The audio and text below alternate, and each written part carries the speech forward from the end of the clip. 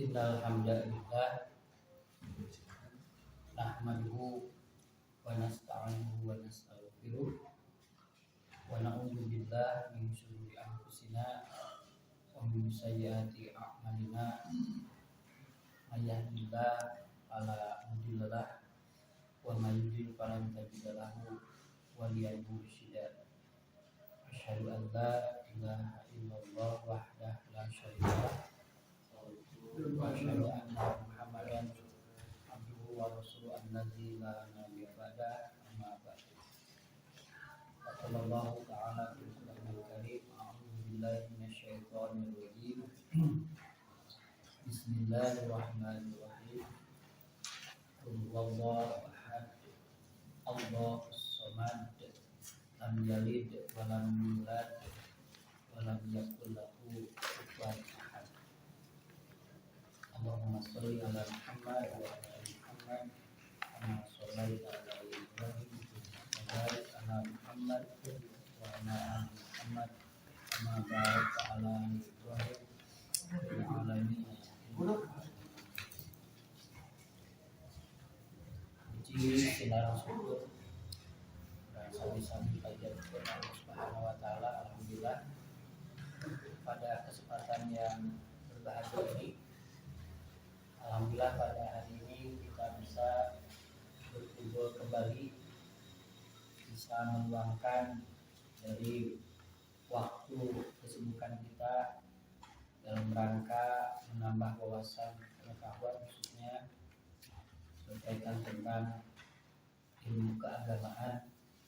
Mudah-mudahan langkahnya kaki kita ke masjid ini menjadi amal soleh, menjadi kafarah terhadap dosa-dosa yang pernah kita lakukan.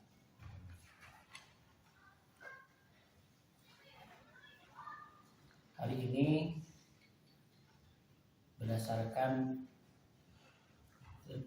judul yang diberikan, yaitu berkaitan mengenai kajian tafsir, dan kita terus berlanjut. Yang sekarang kita akan membahas mengenai tafsir surat Al-Ikhlas. Surat Al-Ikhlas ini merupakan wahyu yang ke-19, ya, yang berupa surat yang turun kepada Nabi Muhammad Sallallahu Alaihi Wasallam. Kalau dilihat dari beberapa wahyu yang turun kepada Rasulullah memberikan surat, itu ternyata banyak menampilkan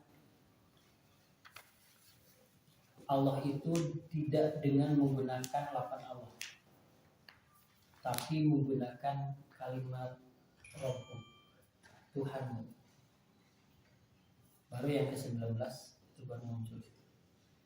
Contoh surat Al-Alaq, ayat yang pertama itu kan Iqra bismillah. Jadi bacalah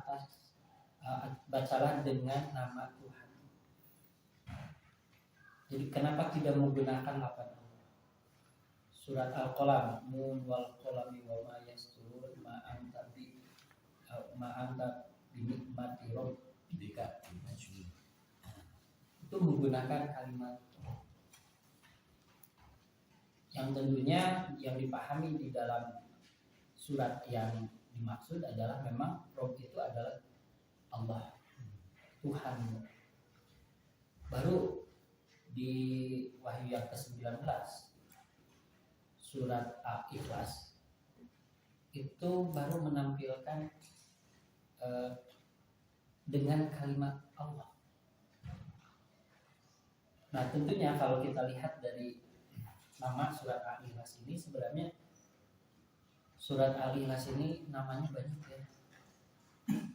Ayat An-Najah, kemudian ada juga Kulhu, ya.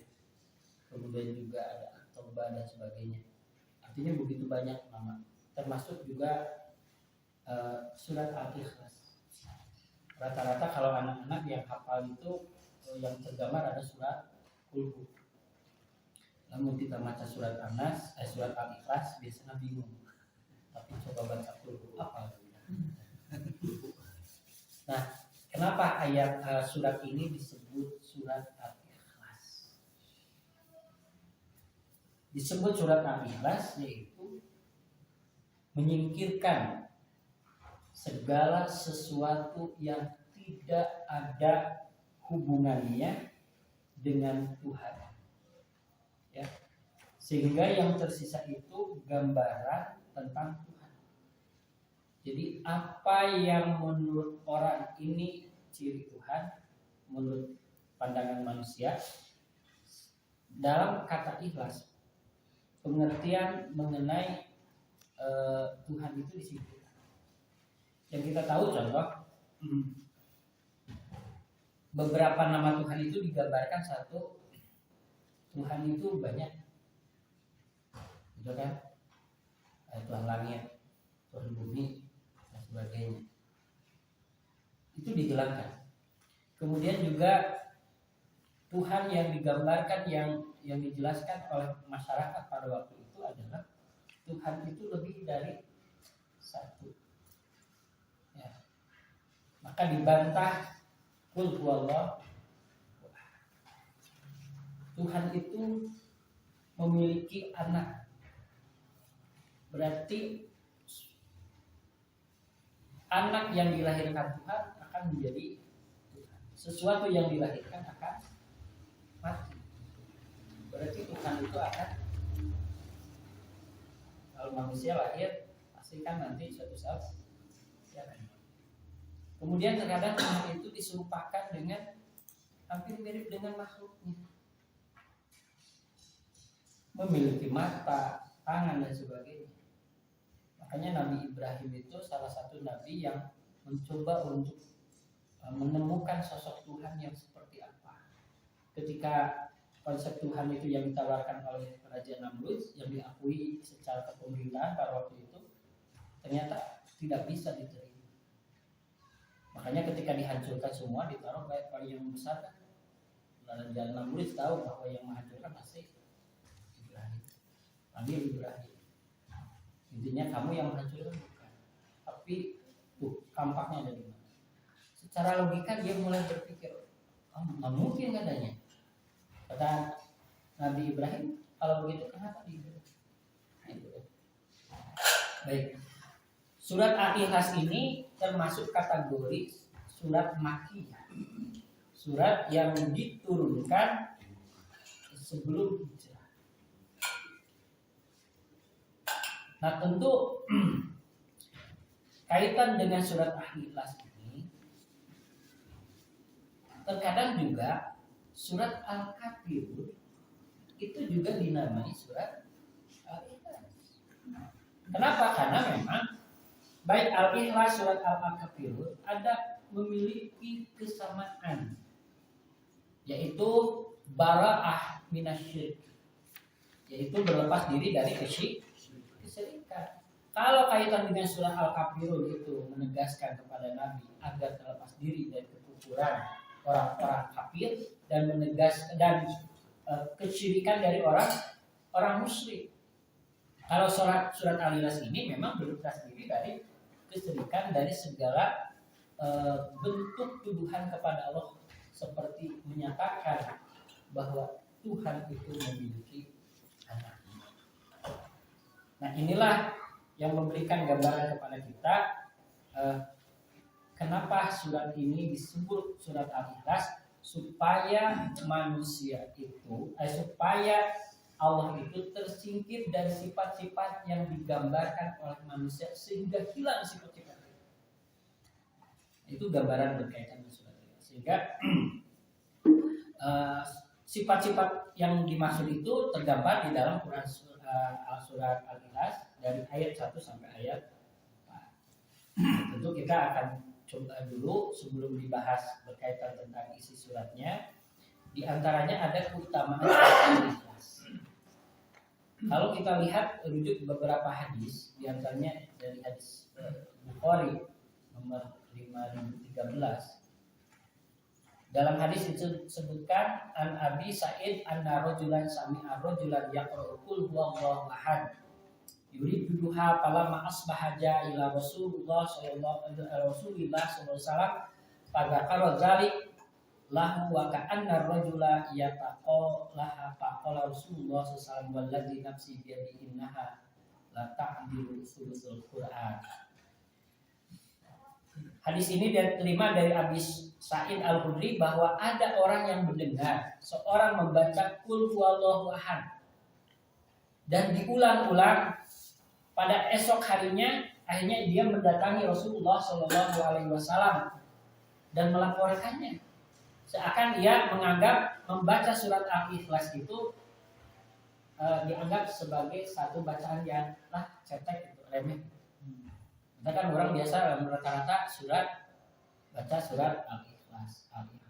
Jadi memang pendek gitu kan, cepat kamu hanya ngomong orang ada sebut Al-Ikhlas. Nah, hal itu juga pernah terjadi pada Rasulullah. Kemudian disampaikannya Rasulullah bagaimana itu? Maka kata Rasulullah, demi zat yang jiwaku ada di dalam tangannya, ia sebanding dengan sepertiga Al-Quran. Itu. Kemudian ada juga hadis yang lain dari riwayat Imam Bukhari juga nomor 5015. Saya ambil artinya saja dulu. Rasulullah SAW berkata kepada para sahabat, apakah salah seorang dari kalian tidak mampu untuk membaca sepertiga Al-Quran? Bukan qala Nabi SAW bi ashabihi ayat jiju ahadakum ayat rasul Quran bilailatin. Ada nggak yang mampu gitu baca sepertiga Al-Quran dalam satu malam? Itu berat, bukan sesuatu yang gampang untuk membaca sepertiga. Fasyaqqa dzalika alaihi. Maka tentu apakah salah seorang dari kalian tidak mampu untuk membaca sepertiga itu dalam satu malam? Maka hal itu pasti kalau toh harus dibacakan maka akan terasa berat. Kemudian akhirnya wa qalu ayyuna yutiqu dzalika ya Rasulullah faqala Allahul wahid as-samad as-sulusul Quran. Siapa di antara kami yang mampu ya wahai Rasulullah? Rasulullah SAW menjawab, Allahul wahid as-samad adalah sepertiga Al-Quran. Jadi membaca Qul huwallahu ahad surat Al-Ikhlas itu hampir sama membaca sepertiga Al-Quran. Tapi maksudnya tentu kita lihat berkaitan dengan hal ini ada ulama tafsir yang mencoba untuk menjelaskan yang dimaksud sepertiga di sini apa. Contoh Imam Al-Qurtubi dia menyebutkan bahwa bukan berarti jika ada orang yang baca surat An-Nas 3 kali itu telah membaca satu Quran, tetapi Al-Quran mengandung 3 perkara sebagaimana yang tadi disampaikan. Kemudian 3 perkara itu maksudnya apa? Yang pertama, Al-Ikhlas itu berbicara tentang masalah-masalah hukum, ya. Kemudian juga janji dan ancaman. Ketiga, tentang nama-nama sifat-sifat Allah. Dan Al-Ikhlas seluruhnya adalah berisi tentang sifat-sifat Allah. Sehingga orang membaca seluruhnya maka seakan-akan dia sudah membaca sepertiga bagian dari Memang Al-Quran itu kan ada al-wa'idnya, janji dan ancaman itu ada. Neraka, surga itu juga ada. Kemudian juga berkaitan tentang masalah sifat-sifat Allah juga ada. Nah ini itu mengenai pemahaman. Kemudian juga ada sebagian ulama lain sedikit berbeda dan 3 kandungan tersebut diantaranya adalah pertama masalah hukum. Mungkin sama kan Al-Quran itu pasti kalau Al-Quran itu kandungannya apa? Diantaranya berbicara tentang akidah, ibadah, ya. Kemudian berbicara tentang akhlak, berbicara tentang kisah, ya. Kemudian syariah. Itu Al-Quran. Makanya ada Al-Quran berbicara kisah, tapi tidak berlaku kepada umat Nabi Muhammad SAW. Contohnya kisah kaum Nabi Musa alaihissalam, cara bertobat itu dengan cara dulu dipaktulu angkusakum fataba alaikum. Maka ada orang mengatakan tuh katanya di Al-Quran ada perintah untuk bunuh diri. Mana ini Quran? Oh ternyata diteliti Ini ayat berbicara tentang kisah.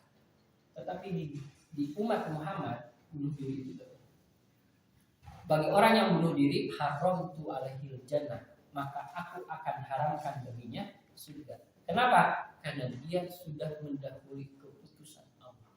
Manehna teh kudu nate maut usia 70, dipersingkat 50 tahun maut, ya. Akhirnya dengan cara bunuh diri. Nah, kemudian juga ini dalam hadis Sahih Bukhari juga, saat Rasulullah SAW mengutus seorang laki-laki dalam suatu syariah. Syariah itu apa ya? Pasukan khusus ditugaskan untuk operasi tertentu. Kurang memberi intelijennya dan sebagainya. Kemudian laki-laki tersebut ketika menjadi imam sholat bagi para sahabatnya selalu mengakhiri bacaannya surat dengan membaca surat Al-Ikhlas. Jadi ternyata yang dengan surat Al-Ikhlas zaman dahulu ya. Ketika mereka pulang disampaikan berita itu kepada Rasulullah SAW. Ya Rasulullah bagaimana ini? Baca Qul. Baca deh Qul. Maka salul ayyin syai'in yasnal zalik. Tanyakanlah kepadanya kenapa ia melakukan hal itu. Lalu mereka pun menanyakan kepadanya, ia menjawab li anna hasibatur rahmah fa ana uhibbu an aqra'a biha. Maka karena di dalamnya terdapat sifat ar-Rahman dan aku senang untuk selalu membacanya. Akhirnya apa? Ketika mendengar jawaban sahabat atas jawaban orang tersebut membaca Qul, akhbirhu annallaha yuhibbu. Beritahukan kepadanya bahwa Allah Ta'ala juga mencintainya. Menulah jadi alasan orang tanya ngalpoe sudah tiap sholat 5 waktu ya ulah oke gitunya. Di lain sisi memang tidak disalahkan karena ada nilai yang lebih dari surat itu. Nah, ada hadis yang banyak saya akan sampaikan langsung saja ke ayat yang pertama surat Al-Ikhlas. Yang pertama itu ayatnya adalah Qul huwallahu ahad. Qul, katakanlah. Ketika ada ayat diawali dengan Qul, itu menandakan bahwa isi atau konten atau matan atau narasi atau yang ada di dalamnya, redaksi yang ada di dalamnya, ya, firman yang ada di dalamnya itu bukan produk Muhammad. Makanya Nabi Muhammad itu disebut ummi. Surat Al-Jumu'ah, wallazi ba'asa fil ummiyyin. Ummi ini ada dua pemahaman. Ada yang dia tidak tahu baca tulis, yang kedua dia bisa baca tulis tapi tidak banyak membaca referensi. Pengarang buku bisa membuat buku karena banyak referensinya. Nah, seandainya Rasulullah itu jago dalam artian baca tulisnya banyak, mungkin saja. Maka inilah yang disebut ummi. Dan sampai sekarang yang disebut Al-Quran itu kan luar biasa, turun dari Allah melalui malaikat Jibril, dihafal dan sebagainya sampai Rasulullah hafal seluruh ayat itu. Makanya setiap setahun sekali itu Rasulullah SAW itu tadarus bersama malaikat Jibril. Jadi itu tiap malam. Dan itu ternyata diajarkan kepada para sahabat. Banyak para sahabat yang menghafal banyak para hafal Quran itu luar biasa. Cuma susah menghafal. Ternyata memang baca Quran, kalau kurang seni baca Quran gitu. Cepat apa susah lupa. Karena apa surat belah dia ya. Kali itu terkadang ada nyambung. Tapi hebatnya lamun salah satu lapat yang bijak itu terkadang surat lain. Hebatnya Quran itu. Lamun apa terkadang Jibril baca betul bahkan surat lain gitu ya. Bisa gitu. Kalau kurang benar-benar lebih teliti insya Allah. Makanya sampai sekarang Al-Quran itu banyak dihafal oleh umat Islam. Banyak anak-anak yang sudah hafid 37. Seandainya ya seluruh kitab-kitab yang ada di bumi itu dari Nasrani, Yahudi dan sebagainya, Hindu dan sebagainya itu dibakar semua, termasuk juga Al-Quran, buang semua. 1-2 hari akan muncul Quran kembali. Kenapa? Karena umat Islam banyak yang hafal. Belum tentu agamanya. Itu hebatnya. Ya, karena ketika muncul Al-Quran palsu di website, di internet dan sebagainya, itu cepat kedeteksi. Sekarang aja produk Quran yang terbaru itu langsung kelacak. Ini ada salah sebagainya. Dan hafid Quran. Hebat umat Islam itu. Dan itu jadi Allah kan, inna nahnu nazzalna dzikra wa inna lahu lahafizun. Allah akan selalu menjaga. Nah, kul katakanlah. Artinya bahwa apa yang ada di dalam surah Al-Baqarah ini semuanya pure, murni firman Allah. Nabi Muhammad tidak bisa membuat Al-Quran seperti ini. Kul huwa. Huwa ini kembali kemana? Huwa itu kan biasanya kata ganti. Yang digantikan mana? Makanya huwa ini kembalinya ya memang Allah sebagai satu penegasan. Kul huwallah. Dan lafaz Allah itu lafaz yang secara tulisan itu yang paling unik. Paling unik di antara tulisan-tulisan yang lain. Kenapa? Karena hilang satu huruf, dia tetap punya nama. Coba Allah. Alifnya dibuang menjadi lillah. Kasaha. Allah. Lam hijina buang. Lahu. Dia buang kepadanya. Lam dicedik. Dia Allah. Lamun masjid, lamun sajadah itu buang sina jadi jada itu beda arti. Itu kadinya deh gitu. Menjada wajah sisi. Kayaknya pasti paham. Siapa yang bersungguh-sungguh pasti berhasil. Ini Allah. Makanya ada ahli tasawuf itu biasanya kalau nyebut Allah itu dengan hu. Ya, mungkin dari kalimat itu Allah kita nggak masuk wilayah itu. Tapi paling tidak kalimat hu itu ada kembali kepada Allah Subhanahu wa taala. Nah, kul huwallahu ahad. Tapi orang ahli dong gitu. Saya orang ahli. Kul huwallahu ahad. Katakanlah bahwa Allah itu ahad. Jadi beda ayat ahad, ayat wahid. Kalau wahid mah satu. Kalau diartikan katakanlah dia Allah yang satu. Berarti kalau berbicara satu pasti setelah satu ada dua, tiga dan sebagainya. Tetapi ini menggunakan kalimat ahad. Ahad itu esa. Setelah esa apa? Gak ada. Jadi makanya ulama-ulama kita dalam membantu untuk merumuskan Pancasila itu kan sila pertama itu harus ketuhanan yang Maha Esa. Yang Maha Esa itu memang dia terdiri secara tunggal. Makanya orang-orang orang filsafat itu mengatakan bahwa ada itu berasal dari tidak ada. Karena kalau ada berasal dari ada nggak akan beres. Adanya sesuatu itu karena berasal dari tidak ada. Qul huwallahu ahad.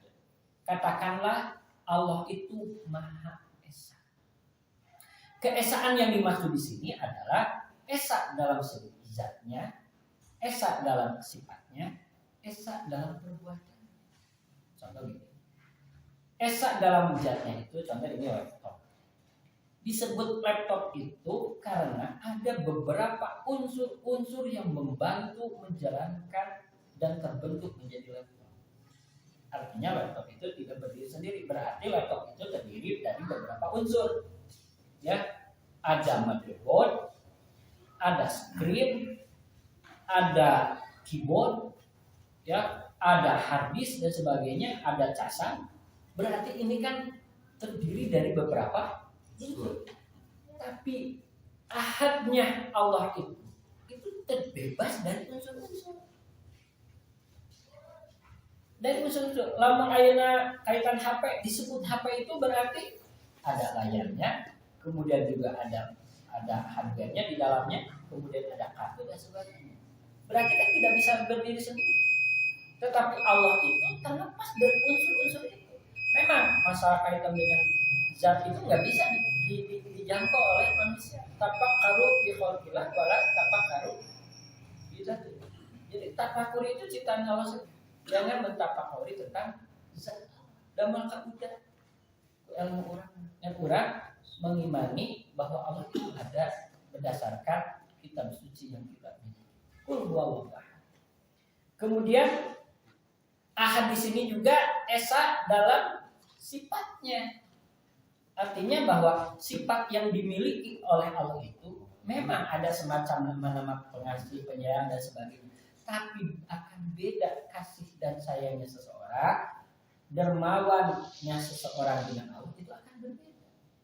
Orang dermawan mungkin suatu saat dia akan punya sifat kikir. Dia penyayang, tapi suatu saat dia akan punya sifat membenci dan sebagainya. Tapi Allah kalau sudah sayang, sayang. Tidak ada yang harus seperti itu. Ini memberikan sifat yang melekat pada dirinya begitu luar biasa. Termasuk juga berkaitan tentang perbuatannya. Allah menciptakan seluruh alam semesta ini secara logika memang muakat udah jelema. Sebabnya wa ma utitum minal ilmi illa qalila, dan kalian tidak diberi ilmu kecuali sedikit. Saeutik ilmu orang. Jadi mau bisa ngajago ilmu Allah. Ilmu orang itu ibarat orang aya di samudra lautan, di tengah-tengah sebar lautan, kemudian kita mencelupkan air, jadi kita mencelupkan air, kemudian kita angkat, kemudian ada air yang menetes. Itulah ilmu kita. Sementara ilmu Allah itu luas.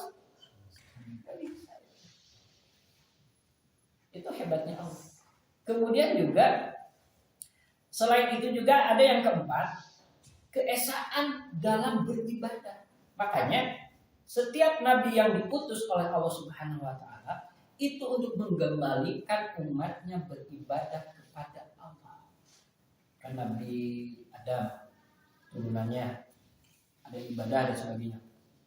Setelah berikutnya Nabi Nuh kan diutus karena banyak orang-orang durhaka sudah lupa dengan Allah, banyak beribadah kepada berhala, maka diturunkan Nabi. Setelah beriman turun lagi, udah beriman Nuh, itu kan generasi berikutnya Nabi Hud alaihissalam diutus. Kenapa? Karena mereka bukan lupa, menyimpan kembali ibadahnya bukan kepada Allah. Diutus lagi sampai Nabi kita Nabi Muhammad SAW, diutusnya Nabi Muhammad salah satu untuk meluruskan ibadah itu bukan ke Tuhan yang dianggap oleh manusia, tapi yang dimaksud Tuhan adalah Allah. Apakah kalimat Allah ini tidak dikenal oleh orang-orang jahiliyah? Mereka mengenal kata Allah itu udah ada tahu. Tapi mengenalnya Allah menurut perspektif mereka, dengan paham mereka, dengan apa yang disampaikan Allah itu jauh berbeda. Contoh surat Luqman, la in sa'altakum man khalaqas samawati wal ard la yaquluna Allah itu disebut.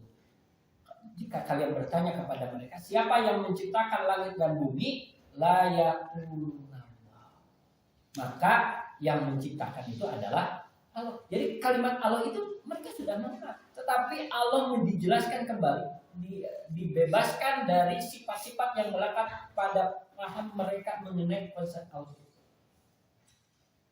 Konsep yang dimaksud Allah itu adalah ahad. Dia tidak terganggu oleh siapapun dan sebagainya. Nah itu. Kemudian juga ada penafsiran mengenai ahad di sini adalah satu kaitan dengan Allah Maha Esa dalam rububiyahnya sebagai pengurusnya, bahwa yang mengurus secara totalitas itu adalah Allah. Ada juga yang memahaminya kaitan dengan ahadnya itu Maha Esanya dalam uluhiyah, ketuhanannya. Jadi tidak ada Tuhan selain Allah. Makanya ada kalimat la ilaha illallah. Itu la-nya la nafiyatul jinsi. Artinya meniadakan seluruh jenis. Jadi kalau ada kalimat la rajula tidak ada orang di rumah, tidak ada seorang pun di rumah, itu bukan dalam artian bahwa berarti kalau anak kecil ada, perempuan ada seperti itu. Jangankan anak kecil, perempuan, laki-laki saja sudah tidak ada. Jadi la ilaha illallah, tiada Tuhan ya kecuali Allah. Dalam konsep Islam tidak ada Tuhan kecuali Allah. Ini memberikan satu gambaran. Kemudian juga ada sebuah tantangan berkaitan tentang keahadan Allah ini. Jangan sampai masih meyakini dalam diri bahwa ada Tuhan selain Allah. Makanya dalam hadis qudsi itu, kalau lafaz la ilaha illallah itu ditimbang dengan isi langit dunia dan isinya, maka dipastikan lafaz la ilaha illallah akan lebih Itu kehebatan la ilaha illallah. Nah, artinya ketika orang sudah punya nilai tauhid yang kuat, la ilaha illallah Allah, maka tentu diharapkan jangan mempercayai zat lain kecuali Allah Subhanahu wa taala yang menciptakan. Makanya ada beberapa tantangan Allah yang disebutkan, contoh dalam surat Fatir ayat 13, walladzina tad'u min dunihi ma yamlikuna min qitmir. Dan orang-orang yang kamu seru, yang kamu ibadah, yang kamu sembah selain Allah, tiada mempunyai apapun walaupun setipis kulit ari. Artinya mereka nggak bisa melakukan hal itu. Ini tantangan Allah, coba. Surat Al-Hajj ayat 3 ayat 73. Ya ayuhan nas duriba masalun fastami'u lahu innal ladzina tad'una min dunihi la yahluqu zubaban walistama'u lahu. Ini kan tantangan Allah. Kalau yakin bahwa manusia itu punya Tuhan selain Allah, maka Allah menyebutkan ya ayuhan nas, wahai manusia, telah dibuat perumpamaan, maka dengarkanlah oleh kamu perumpamaan itu. Sesungguhnya segala yang kamu seru selain Allah sekali-kali tidak dapat menciptakan seekor lalat.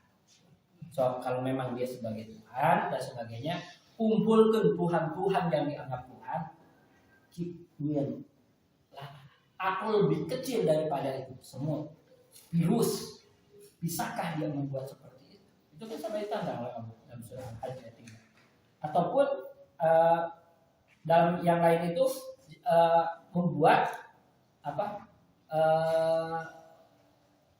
membuat biji yang dimana biji itu bisa tumbuh di tanah kemudian menghasilkan rasa seperti yang kamu ciptakan, kata Allah. Bisakah? Ya.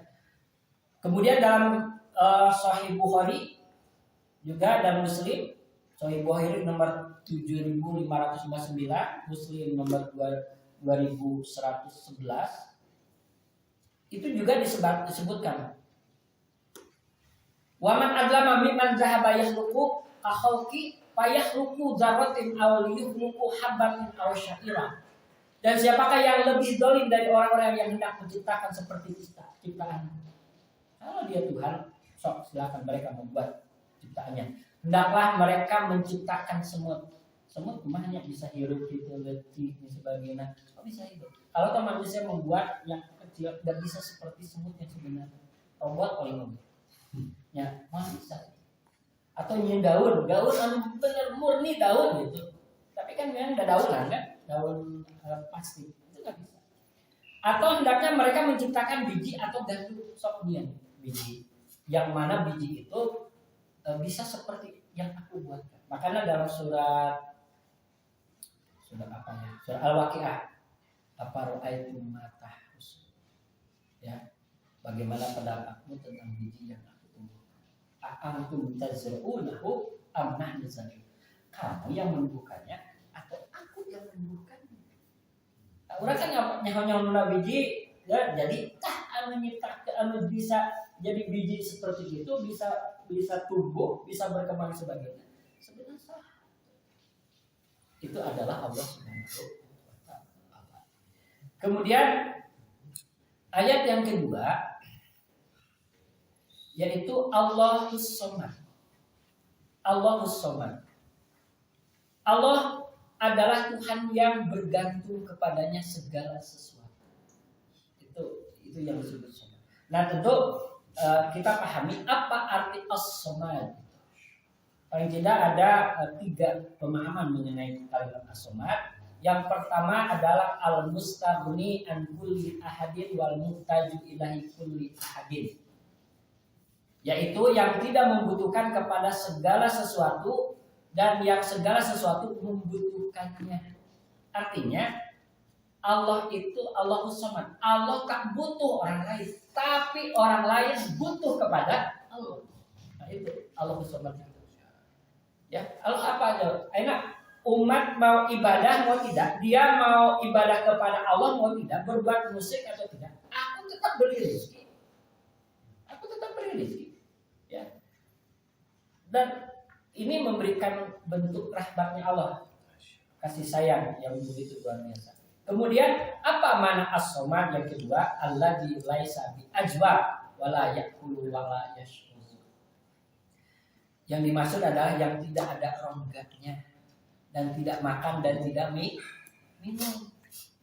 Ya orang kan bingung loh, semakin orang mikiran Allah kan lebih bagi stresnya. Allah teh di mana cici orang yang papanya di Allah. Maka ada keinginan Nabi Musa saja kan ingin gitu melihat gitu. Tapi siapa sebenarnya yang bisa siap menerima aku? Ketika niatnya saja gunung Tur Sinai itu langsung ulah kawas orang-orang Yahudi kan. Orang Yahudi mah tantangannya luar biasa itu kan Nabi Musa. Bahkan Nabi Musa kan Nabi yang paling keras itu. Lan nu'mina laka hatta narallaha jahra. Itu kan. Saya Musa, kami tak akan beriman sampai kami ini bisa melihat Allah jahra. Bisa melihat secara wah hebatnya. Zaman akhirnya saya itu muncul di jelas-jelas aja. Sampai zaman Fir'aun saja surat An-Najiat hebatnya zaman bahulanya pengakuannya saya Tuhan yang paling tinggi. Urang saya tuh zaman ayeuna mengaku gitu. Zaman baheula ada. Makanya nama-nama yang ada, surat-surat yang ada di dalam Al-Qur'an itu memang karakternya, sifatnya itu susah ditemui kembali. Makanya ada Fir'aun gitu kan. Dan malah yang muncul sifat lebih jahat dibanding Fir'aun. Fir'aun itu memang yang paling parah. Kemudian kehebatan Nabi Muhammad, sampai Nabi Muhammad sebagai sosok yang memang diakui sebagai salah satu orang dari 100 orang berpengaruh di dunia, number one sampai sekarang begitu. Itu kehebatan. Kemudian yang ketiga, mana as-somad itu adalah yang sempurna dalam segala sifat mulia. Artinya Allah memiliki sifat as-sayyid, pemimpin yang justru kepemimpinan akan jauh berbeda dengan sifat kepemimpinan manusia. Asy-syarif yang maha mulia dan sebagainya yang dimiliki oleh Allah Subhanahu wa taala. Kemudian Allah itu alladzi yaf'alu ma yasha wa yahkumu ma yurid. Yaitu yang melakukan apa yang Ia kehendaki dan menetapkan apa yang kehendaki. Jadi buat Allah itu sudah menjadi menjadi kehendaknya. Kalau waktunya hujan ya hujan.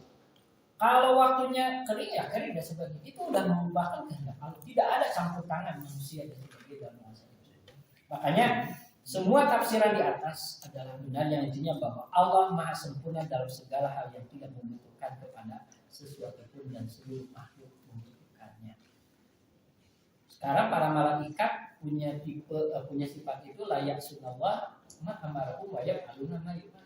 Kalau malaikat itu dia tak pernah bermaksiat sama Allah, diciptakan sama Allah. Yang kedua, dia siap melakukan apa saja. Tapi ada manusia yang ada makhluk yang diciptakan Allah punya potensi melawan Tuhan. Siapa? Minal jin dan juga itu bisa melawan, hebatnya manusianya. Maka manusia itu makhluk yang memang di sisi lain setan, di sisi lain. Makanya ya kita harus konsisten. Kalau mau jadi baik dan buruk pasti tetap ada kendala, ada tantangan. So kurang jadi orang baik, kurang ngaji kan terkadang di rumah itu dan sebagainya akhirnya lolos. Ada ke masjid, lolos. Ada amal soleh, lolos dan boleh, tapi kurang lolos dan sebagainya. Orang jahat juga tantangan aja. Rek mencuri mungkinnya uang dia telah bisa meninggali itu kan cuma endingnya saja yang beda kan. Kalau orang yang dalam kebaikan dia terus konsisten menghadapi berbagai macam tantangan, dia melalui tantangan itu dengan selamat, endingnya bahagia saja. Tapi kalau ternyata banyak kedurhakaan yang dilakukan, endingnya ya sengsara dan neraka. Itu hal-hal yang terjadi ketika manusia diberi kebebasan memilih. Kemudian yang ketiga adalah lam yalid walam yulad. Nah ini Allah itu tidak beranak dan tidak pula diperanakan. Maka disebut surat Al-Ikhlas itu memberikan satu gambaran, yaitu menyingkirkan segala sesuatu yang tidak ada hubungannya dengan Tuhan. Sehingga yang tersisa itu gambaran tentang Tuhan yang sebenarnya. Orang menganggap, mungkin di Yunani menganggap sebagai dewa. Dewanya beda-beda kan, itu sebagainya. Ayat Tuhan ini dan sebagainya. Bagi kita umat Islam tak mengenal istilah. Sekali lagi, kalau Tuhan itu beranak, maka dipastikan dia akan melahirkan Tuhan. Setiap yang dilahirkan pasti akan masa Tuhan. Lam yalid wa lam yulad. Ayat ini merupakan bantahan terhadap yang menyatakan bahwa Allah punya anak. Siapa yang mengaku punya anak? Di antaranya Nasrani menganggap Nabi Isa alaihissalam sebagai putra. Ya, itu kan disebutkan putra Allah. Tapi Al-Quran membantahnya kalau ada kalimat Isa itu Isa bin Maryam. Isa itu anak. Kok bisa? Bisa. Jangankan Isa, jangankan Maryam, Nabi Adam saja tanpa ayah ibu bisa. Nabi Soleh alaihissalam ketika ditantang umatnya, hei Nabi Soleh, kalau kamu memang seorang nabi, kamu seorang rasul, setiap rasul itu pasti ada mukjizat. Apa yang kamu inginkan? Kata Nabi Soleh pada waktu itu. Coba kamu datangkan seekor sapi, ciri-cirinya dia lagi putih, ya, kemudian punya banyak dan sebagainya. Tapi keluar dari batu. Lalu orang ditanam itunya, ayah mau primitif bisa beriman. Susah. Tapi akhirnya apa? Berdoa, maka dengan izin Allah keluar sapi itu sesuai yang mereka inginkan. Tak ada kan? Ayo iman dari muncul. Dasar waktu itu kan Nabi Muhammad SAW juga sama kan? Ditantang ketika hijrah itu tantang. Wahai Muhammad, kalau engkau memang sebagai seorang rasul, rasul itu punya mujizat. Tolong tunjukkan mujizat kepada kami. Apa yang kamu inginkan? Belah bulan. Itu kan kalau itu bulan. Akhirnya dengan izin Allah terbelah-belah. Orang-orang pada waktu itu kan ayah beriman, ayah nunjuk ini sihir karena ini sihir mubin, ada sihir mubin, ini sihir yang nyata. Kata Rasulullah, kalau ini sihir, tanyakan sihir berlaku hanya satu kali, tidak berlaku hanya. Coba tanyakan. Dan ditanyakan, ketika tanya apa yang terjadi pada waktu malam itu, mereka menyaksikan kami. Dan memang akhirnya diteliti oleh zaman modern sekarang memang pernah ada letakkan itu ada lagi di catatan kita mengenai. Nah, lam yalid wa lam yulad. Allah itu tidak melahirkan dan tidak dilahirkan, membantah pemahaman berkaitan dengan Nasrani menganggap sebagai Isa sebagai anak. Kemudian orang Yahudi menganggap Uzair adalah putra Allah. Kenapa Uzair putra Allah? Kalau kita lihat riwayat Uzair itu kan Uzair itu pernah dimatikan oleh Allah selama 100 tahun itu 100 tahun kan ingin ya memang ada juga kan benar kan manusia yang itu bisa mati bisa dihidupkan kembali dengan izin Allah ketika istirahat Nabi Uzair itu ditidurkan selama 100 tahun kemudian bangun ketika bangun ya akhirnya saya baru bangun gitu ya udah bangun. Kata Allah bahwa kamu ditidurkan selama 1 tahun. Apa buktinya bahwa dibangunkan 100 tahun? Coba lihat unta yang kau bawa, makanan yang kau bawa, lihat. Ternyata memang untanya sudah menjadi tulang belulang. Makanan kamu musuh sebagainya. Ya. Tapi akhirnya Allah menyusun satu persatu tulang, kemudian daging dan sebagainya disaksikan langsung oleh Nabi Uzair.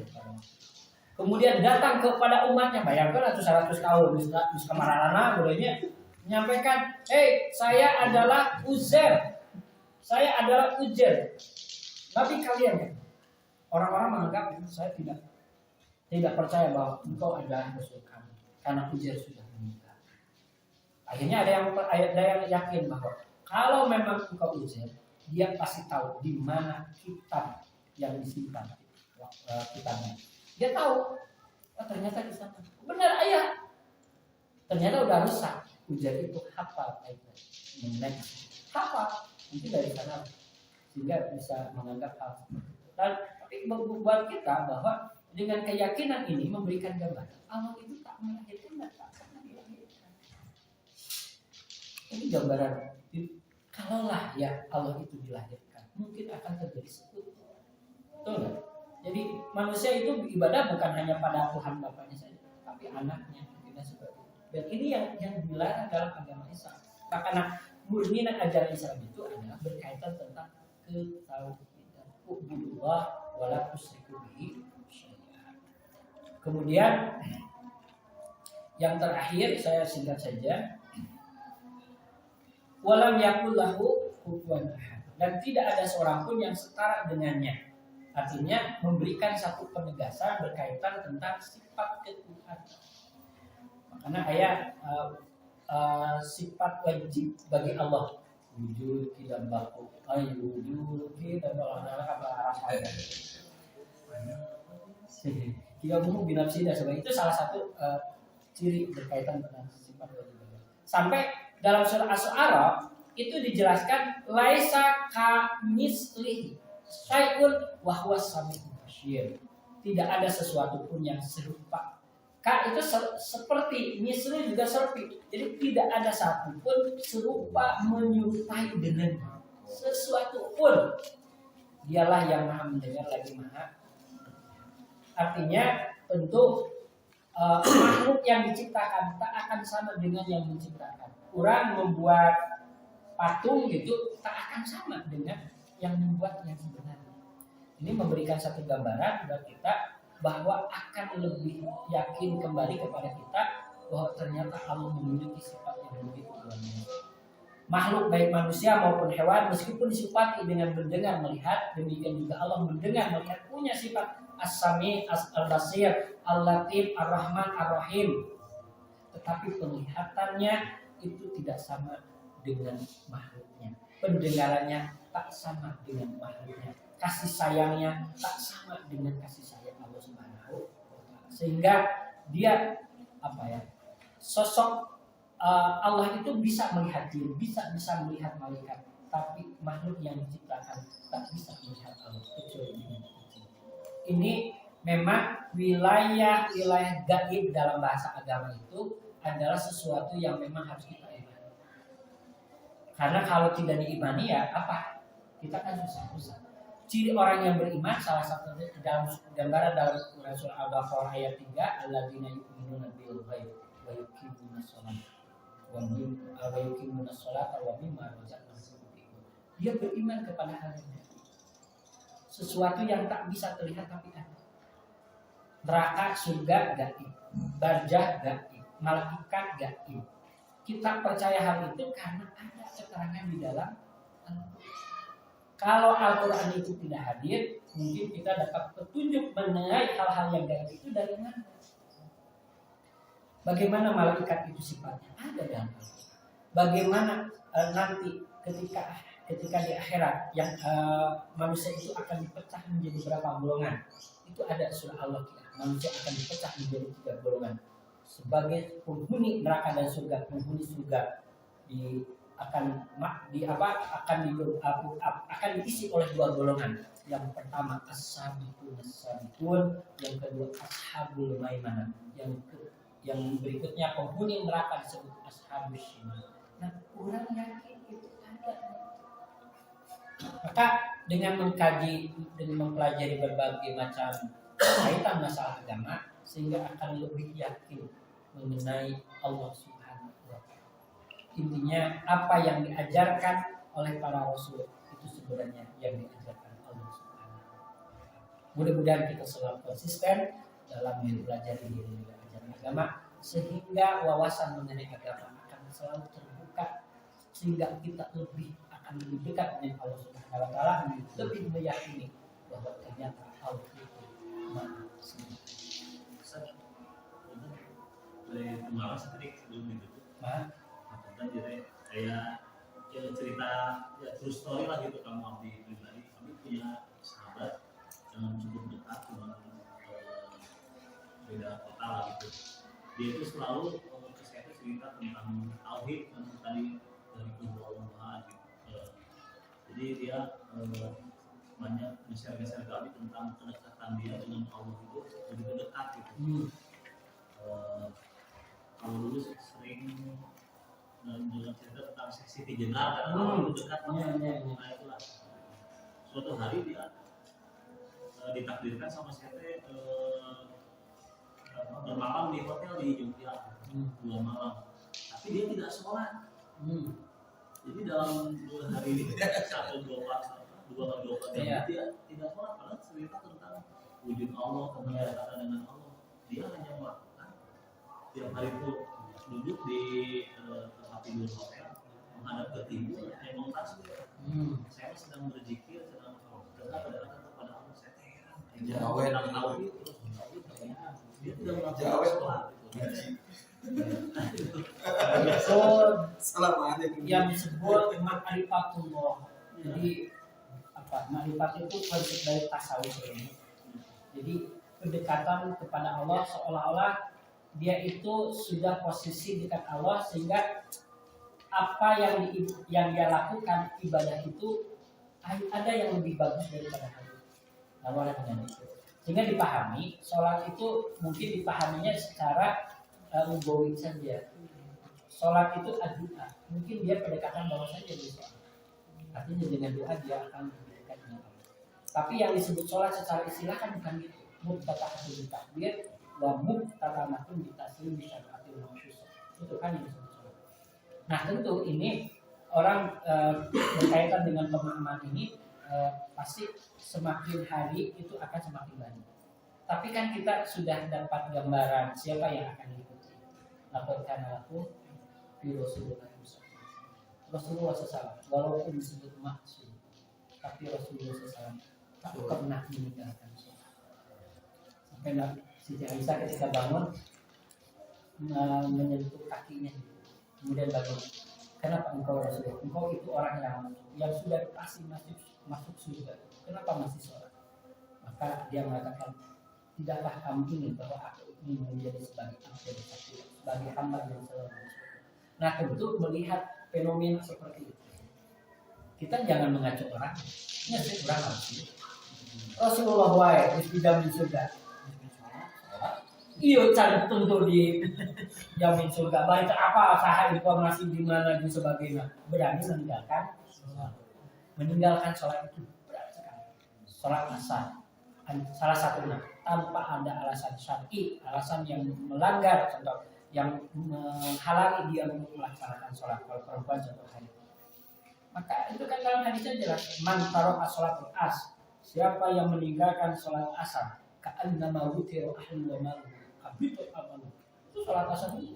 Siapa yang meninggalkan sholat asar tanpa ada alasan syar'i, ka'annama wutiru ahlu wa malu, seperti dirampok hartanya, dicuri pemiliknya, habitat amalu, habis seluruh amalan. Asar sengaja balik ke merasa dosa itu, kata Rasulullah, sanksinya itu ka'annama wutiru ahlu wa malu, seperti dirampok hartanya, dicuri pemilik, seluruh amalannya habis. Maksudnya orang sholat subuh, beramal soleh, ada yang sakit kita tengok, ada yang meninggal kita tengok, kemudian sampai ikut menguburkan, duhur juga dan sebagainya. Sengaja meninggalkan sholat asar tanpa ada alasan sakit, seluruh amalan hari itu kok ya cuma sholatnya ada yang sholat tetap doa. Dan itulah konsep yang harus memang diluruskan kembali. Kalau kita maka kata Rasul, lakukan harus akun di Rasul. Kumha iya matara sholat. Surat Al-Mudaththir itu jelas. Ma salah aku bisa. Kunaon anjen ayat di neraka sakor. Salah satu jawabnya qalu la naku. Hanya dulu waktu kamu di dunia tak pernah sholat. Itu kan jelas. Al-Qurannya jelas. Rasul sebagai contoh. Tolong dicontoh. Tahan yang koordinasi dan sebagainya. Al-Quran tak pernah mengajarkan itu. Kita sudah punya contoh tauladan. Wah, itu bedanya. Ditutup baik ku doa majelis. Subhanakallahumma wa bihamdika asyhadu an la ilaha illa anta astaghfiruka wa atubu ilaik. Wa sallallahu alaihi wa sallam.